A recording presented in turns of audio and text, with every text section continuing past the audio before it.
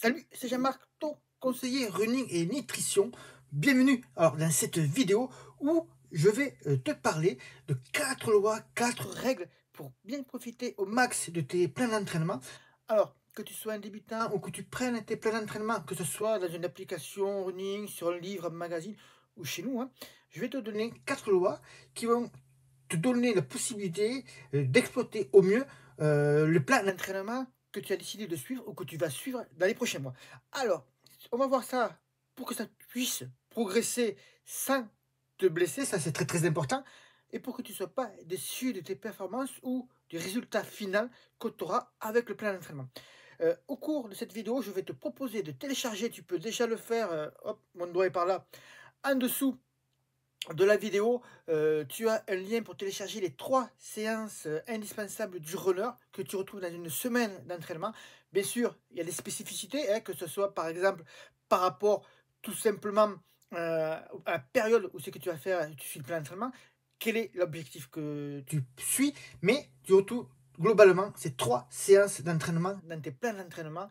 Et si tu veux progresser, il faut qu'à un moment donné, ainsi soit. Donc tu peux déjà télécharger la fiche qui est là. Et nous, on se retrouve tout de suite derrière mon écran pour voir ça ensemble. Allez, c'est parti, je lance la suite. Alors, donc nous voilà sur le plan.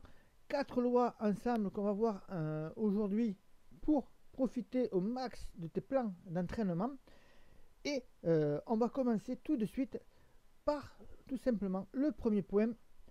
Tout simplement, je vais te parler de les objectifs et on va commencer par les objectifs. Comment bien se fixer ces objectifs avec quelques règles indispensables à connaître pour bien se fixer et bien réaliser, avoir les bons objectifs au bon moment. Tu vois, j'ai suivi une préparation professionnelle de préparateur mental et on a revu ces objectifs et très souvent il est vrai que les runners oublient de travailler ce point-là et pourtant c'est un point nécessaire pour tous les sportifs qui veulent vraiment progresser et avoir de bons résultats. Donc il faut que ton objectif, attends, je prends le bon stylo, j'ai changé de couleur, il faut que ton objectif soit, alors moi ce que j'appelle ODA, il faut que ton objectif soit difficile mais atteignable. C'est-à-dire que par exemple, si tu es débutant, ben, tu ne vas pas faire un ultra. Si tu es un coureur de 10 km juste pour finir ton programme d'entraînement, c'est un objectif en soi, mais peut-être que justement si tu comptes courir un 10 km, juste finir, la première fois ça va être un bon objectif, mais après il va plutôt falloir viser des chronos bien spécifiques. Ensuite, il faut que ton objectif soit à la fois, alors il faut qu'il y ait plusieurs objectifs dans une saison, mais court terme, à moyen terme également et à long terme. Alors en principe, on commence, là je te l'entoure par là, par fixer l'objectif à long terme, ça peut être dans un an, 2 ans, 3 ans, et après on va fixer les objectifs à moyen terme et également les objectifs à court terme. Si tu n'as qu'un seul objectif en vue au bout d'un an, la route va être longue. Elle va être tellement longue que tu risques de perdre de la motivation si tu ne te trouves pas d'autres objectifs. Bien sûr, il faut que tes objectifs de court terme et de moyen terme soient quand même aussi en lien avec le long terme. L'idéal, bien sûr, c'est d'avoir une progression. Ça, on va y revenir tout à l'heure, je pense. D'avoir une progressivité dans la façon dont tu t'entraînes. Ça, c'est très important aussi. Enfin, changement de couleur à nouveau. Il faut que tu aies à la fois les objectifs de résultats, par exemple un ultra trail, un marathon, mais il faut aussi que tu aies des objectifs de moyens. Alors l'OM, c'est pas par rapport à l'Olympique de Marseille, puis je suis de Toulouse, donc ça n'a pas marché, mais il faut que tu aies aussi des objectifs de moyens. Alors les objectifs de moyens, ça peut être par exemple ta foulée. Trouver des moyens, des entraînements pour améliorer ta foulée. Ça peut être aussi ton économie de course. J'ai fait un programme là-dessus, d'ailleurs qui regroupe à la fois l'économie de course et la foulée. C'est le programme Devenir un coureur plus économe. Tu vois que tu peux trouver, ça peut être aussi du renforcement musculaire, hein, par exemple, pour avoir des muscles plus forts. Ça, ce sont des objectifs, ce qu'on appelle des objectifs de moyens qui te permettent d'obtenir plus facilement les objectifs de résultat. Et au cas où tu loupes ton objectif de résultat, tu auras quand même progressé parce que tu auras eu ces objectifs de moyenne. Donc, ils sont aussi très importants à voir. Donc, le premier point, c'était les objectifs. Le deuxième point qu'on voit ensemble, c'est des cycles progressifs. Et je t'en avais un peu parlé juste avant, donc on va y revenir là-dessus un peu plus en profondeur. Surtout, n'oublie pas que tu as... Hop, la flèche n'est pas bonne, mais c'est pas grave. Tu as le PDF à télécharger en bas, en dessous de la vidéo, avec les 3 séances indispensables du runner. Ça va te permettre d'avoir des entraînements équilibrés sur une période de plusieurs semaines. Donc tu peux le télécharger tout en écoutant la vidéo. Ensuite, donc les cycles, les fameux cycles progressifs. Donc il faut qu'il y ait une progression régulière. Grosso modo, on va le voir ici sur un petit schéma. Ta progression, il faut qu'elle soit comme ça. Si tu pars sur, et ça on le voit, les erreurs qui peuvent être faites, si tu as une progression qui est comme ça, elle va être trop rapide ici. Donc si c'est trop rapide, tu as des risques qui augmentent de blessures. Hop, un B pour les blessures. La méforme aussi, le surentraînement, ça va augmenter forcément. Et là, c'est pas bon du tout. Donc je vais changer de couleur et pour te le mettre là. Hop. Ça, c'est pas bon du tout. Il vaut mieux avoir une progression linéaire. Certes, c'est plus lent, mais au moins tu es sûr de ne pas te blesser. Donc ça, il faut monter crescendo dans la difficulté des séances, dans l'intensité et le volume global de tes entraînements. Un bon cycle, c'est plusieurs semaines de travail entrecoupées de semaines d'entraînement, de semaines de récupération. Donc ça, je te le marque ici. Oula, un peu de faute d'orthographe. On va gommer, on revient là-dessus. J'ai toujours du mal à écrire correctement sur l'iPad, hein, mais je trouve que je progresse petit à petit.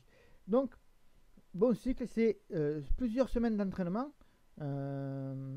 Semaine entraînement normal, on va dire, avec entrecoupé donc 2 semaines de repos. Ça aussi, c'est quelque chose de fondamental.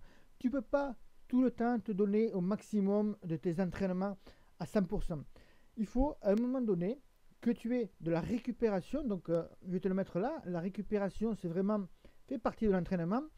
La récupération, il faut que tu l'aies durant ta semaine d'entraînement avec une certaine façon d'enchaîner tes séances, mais aussi il faut qu'il y ait une homogénéité et des séances d'assimilation, des semaines d'assimilation qu'on appelle durant des phases de cycle d'entraînement sur plusieurs mois. Donc ça, tu dois donc construire plusieurs cycles pour monter en puissance jusqu'à l'objectif final. Enfin, on va voir ensemble un autre problème qu'il y a, faire le bon choix. Et là, tu vas voir que c'est très très simple, hein. Ça revient un petit peu sur le choix des objectifs. Si tu réalises, hop, je souligne ça, si tu réalises bien cette première partie-là, les objectifs, forcément, tu auras fait ensuite ici le bon choix. Faire le bon choix, par exemple, tu connais le dicton boire ou conduire.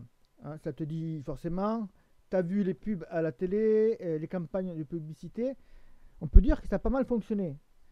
Mais c'est pareil entre, par exemple, l'entraînement ou la compétition. Par exemple, si tu fais que des courses tous les dimanches, bon, c'est un peu plus compliqué au moment où je tourne la vidéo, parce que c'est tout simplement, on est en période de Covid. Mais Si tu fais toujours de la compétition le dimanche, à ce moment-là, tu feras que de la compétition et de la récupération de compétition. Là, dans ce cas-là, il n'y a pas de progression possible, hein. Tout à l'heure, je te montrais un schéma qui montait comme ça, enfin, un peu moins haut quand même, mais avec une progression qui était plutôt, on va dire, dans ce style-là. Ici, la progression, elle est nulle, hein. Il n'y a pas de progression. Ça peut être aussi, par exemple, un enchaînement successif de plans compète. Là aussi, la progression, certes, tu peux progresser, mais ça va être plutôt lent. Pourquoi? Parce que tout simplement, tu fais que de l'enchaînement de préparation de compétition. Mais en course à pied, je te le mets, tu peux travailler ta VMA, tu peux travailler ta foulée aussi sur les périodes d'un ou deux mois. Tu peux travailler le renforcement musculaire. Tout ça, ça va t'aider. Lorsque tu vas attaquer ensuite un plan d'entraînement, ça va être beaucoup plus facile et tu auras plus facilement une progression qui va monter si tu fais comme ça et tu prépares ensuite une compétition. Alors, je te rappelle bien sûr que tu as tout simplement le PDF à télécharger en dessous, hein. N'oublie pas de le faire, c'est très important. Tu as les 3 séances indispensables du runner et du trailer également. Enfin, on va passer sur un dernier point qui est vraiment important aussi. Ah, je commence par mal écrire, ça ne va pas le faire. Je devais te parler d'adaptation.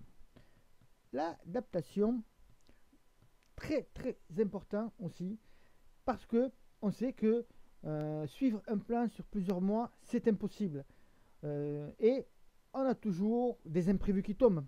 Et il faut toujours supprimer ou décaler une séance, c'est assez fréquent. Ton plan, c'est ton guide. Ça, c'est important, hein. C'est celui qui va te donner les lignes directrices de ta préparation sur les prochaines semaines, sur les prochains mois. Mais tu dois pour ça, mettre un petit peu d'orange, il doit être modulable. Il faut que tu sois capable, à certains moments de la saison, surtout si tu n'as pas un coach personnel qui te suit, ou si tu n'es pas dans nos programmes d'entraînement qui, eux, bénéficient tous des plans modulables. Je ne sais pas si modulable. Ouais, je crois que j'ai bien écrit, mais j'ai un doute. Bon, c'est pas grave. Donc, il faut que tu sois capable de moduler ton plan d'entraînement pour qu'il colle à tes besoins. Ça, c'est très important. À tes besoins et pas à celui du voisin ou du copain, hein. Chacun, on est différent. Chacun, on a besoin d'avoir quelque chose qui nous colle, qui nous correspond. Et pour ça, tu ne vas pas faire ton plan, hein, je te rappelle, très important, ton plan, c'est ton guide. Donc du coup, tu ne vas pas tout chambouler, tu vas pas faire des changements dans les grandes lignes, tu vas faire juste des petits ajustements, si nécessaire bien sûr, hein. Si tu arrives sur plusieurs mois à suivre un plan correctement sans avoir à le modifier, tant mieux pour toi. Mais sinon, il faut que tu vises des petits ajustements, mais surtout pas faire des gros chamboulements. Sinon, ton plan, il n'aura ni queue ni tête et il ne va ressembler à rien. Donc, reste donc sur ces 4 points et demande-toi si ton prochain plan de running ou celui que tu suis en ce moment, il respecte ces 4 règles. Donc, je te les rappelle. Règles de l'adaptation, de faire le bon choix, des cycles progressifs avec un bon enchaînement de tes séances et de tes semaines d'entraînement, et si tu as des objectifs qui correspondent à l'ODA, c'est-à-dire objectifs difficiles mais atteignables, avec du court terme, du moyen terme, du long terme, des objectifs aussi de résultats, mais à la fois aussi des objectifs de moyens, comme je l'ai appris dans ma formation de préparateur mental. Donc là, on a tout ce qu'il faut pour toi pour que tu puisses progresser. Alors maintenant, tu as, hein, surtout n'oublie pas d'aller me télécharger ce PDF si tu ne l'as pas encore fait, hein. Tu retrouveras les 3 séances indispensables du coureur à pied. Et maintenant, tu sais quoi faire. Alors, il te reste à savoir comment Oula. Comment bien le faire. Et pour ça, j'écris vraiment mal, hein. Je finis ma vidéo en écrivant comme un pied, hein. Comment bien le faire? Et tu as besoin de savoir comment planifier, si tu as besoin, si tu veux vraiment savoir comment planifier, comment réussir à programmer tes séances d'entraînement, même si tu n'y connais rien.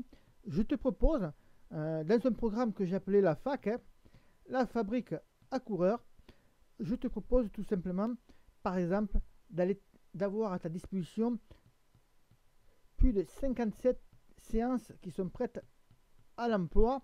Ça, c'est vraiment très intéressant pour toi. Tu n'as pas besoin de te creuser la tête pour justement avoir à équilibrer tes semaines d'entraînement avec le PDF, par exemple. Tu vas aussi y trouver quelque chose qui est vraiment très intéressant, 7 étapes simples qui t'apprennent justement à bien créer ton plan d'entraînement. Ça, il y en a qui l'ont fait en moins d'une journée, à moins de 2 heures, hein. À moins de 2 heures, tu peux créer déjà ton premier plan d'entraînement pour tes prochains objectifs. Si cela t'intéresse, c'est dans la méthode FAC. Mais sinon, vraiment, si tu prends pas, surtout si tu prends pas le programme, va télécharger, donc vraiment très important, va télécharger le PDF. Tu auras déjà une base de travail avec les 3 séances d'entraînement. Donc voilà ce que j'avais à te dire aujourd'hui autour de ces 4 règles, 4 lois pour profiter au maximum de tes plans d'entraînement. Si tu as des questions autour de cette vidéo, autour de l'entraînement running, surtout n'hésite pas à le faire en me laissant ton commentaire en dessous. J'y répondrai avec très grand plaisir. Et si tu es sur YouTube ou sur les réseaux sociaux, tu peux mettre un petit like pour dire que tu as apprécié la vidéo ou mettre carrément le prénom, le nom des amis avec qui tu penses que ça peut les intéresser. Quant à nous, on se retrouve dans une prochaine vidéo. Je te dis à bientôt, bon run et bye bye.